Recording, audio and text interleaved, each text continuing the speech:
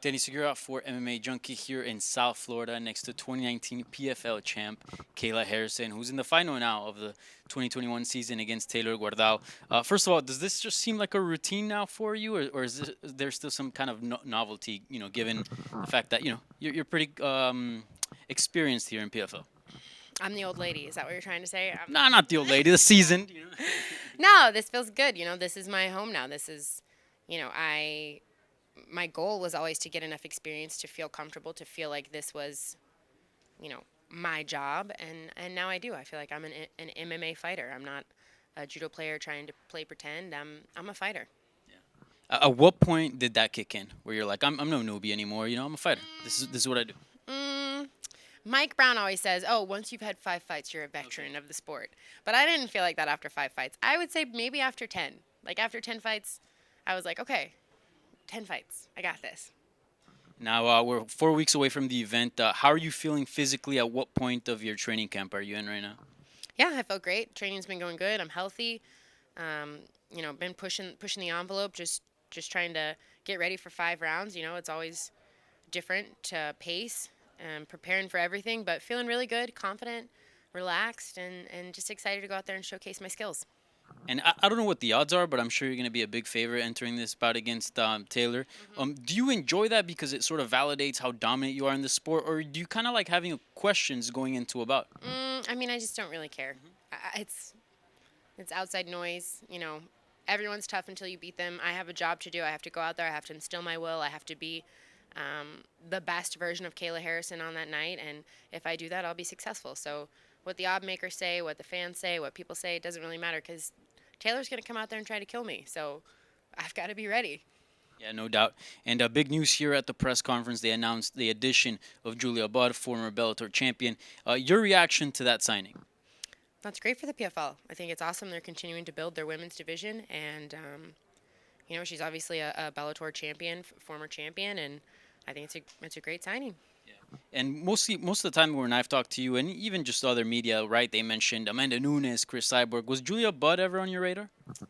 Um, I think I've watched her fight before, of course. She's a bit bigger name in the sport, but I didn't know they signed her.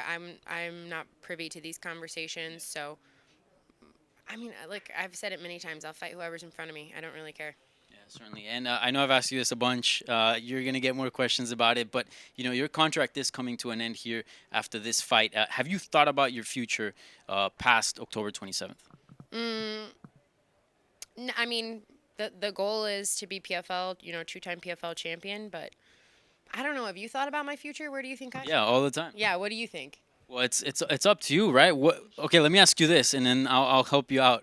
What is it that you want to get out of whatever next step is? Do you want the money? Because obviously PFL is paying very well. There's a nice format, but obviously I know you are also about proving you're the best in the world. And right now, the best in the world, is probably a lady over in the UFC named Amanda Nunes. I think all good things take time. I'm in no rush to get to wherever it is I'm going on this journey.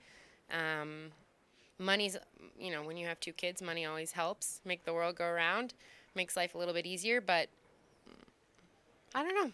I'm just keeping my options open and enjoying my time training for another final. Let me ask you this. We're not going to get an answer to this, but does the Julia Budd signing change anything? Because if you're looking to add to your resume, right? A former Bellator champion, has a history in kickboxing as well. That must be a pretty nice future fight, right?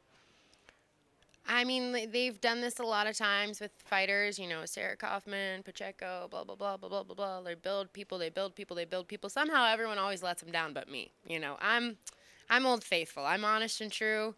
I always find a way to win, so we'll see.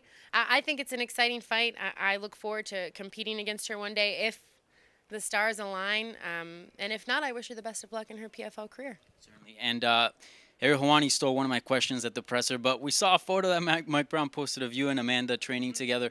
I'm assuming, are you helping her for UFC 269, given the matchup she's getting with Juliana Peña? I am, but I would argue that she's helping me just as much because it's such a great blessing for me to be able to just work with her, you just try and be like a sponge and soak it all up. But yeah, she's going to be ready to murder Juliana Pena. How often do you guys train together? Twice a week. Nice. And a lot of people. I don't know if you do you watch a lot of MMA outside of PFL.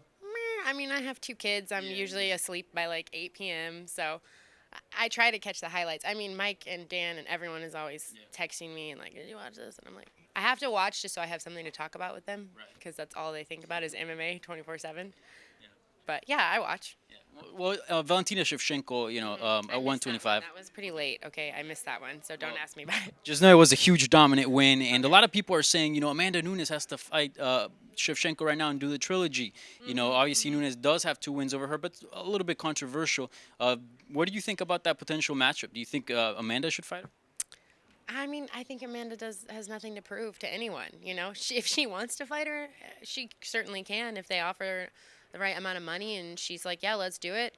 But she has nothing to prove to anybody or anyone. And God, I hope she doesn't listen to people. And like, she's the greatest. She can do whatever the hell she wants. Yeah, certainly. And a final question: you were featured at AEW. What's going on there? I mean, I saw it all over Twitter. And look, I'm not a big pro wrestling fan, but everyone's saying, Kayla would make the perfect heel. I mean, I knew you were a smart guy. Nothing. Just Dan is obsessed with like men in tights and costumes, and he was like, you gotta come to a show, it's gonna be awesome.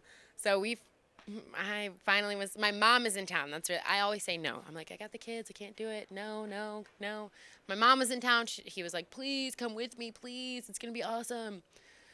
So we fly up to, where were we, Jersey, whatever. He did his, you should have seen him in the back. He was like pacing, and he was like, he had like this fake microphone up. Give him a little note? I gave him a couple of pointers. I was like, this is the direction you might want to go. Stay away from this. And I mean, all I did was walk out there and like flex my muscles, and everyone's like, oh my God. And I was like, well, is this real life? Like these. I will say, wrestling fans are cool fans. Like they're into it, man. When that Jericho guy came out and they cut his music off, the entire 20,000 people all started just singing it to him, and I was like, you could never get an MMA fan to do that. Like, if you paid all of the money in the world, they'd just be like, woo, woo, woo. Yep. So that part was cool. Unfortunately, yeah, that's something we have to live here over in the MMA side. Do better, MMA fans. Yes, please do. All right, Kayla. Well, I appreciate the time. Best of luck in this so final. Looking forward to your fight against Taylor Guardado. Thank you so much.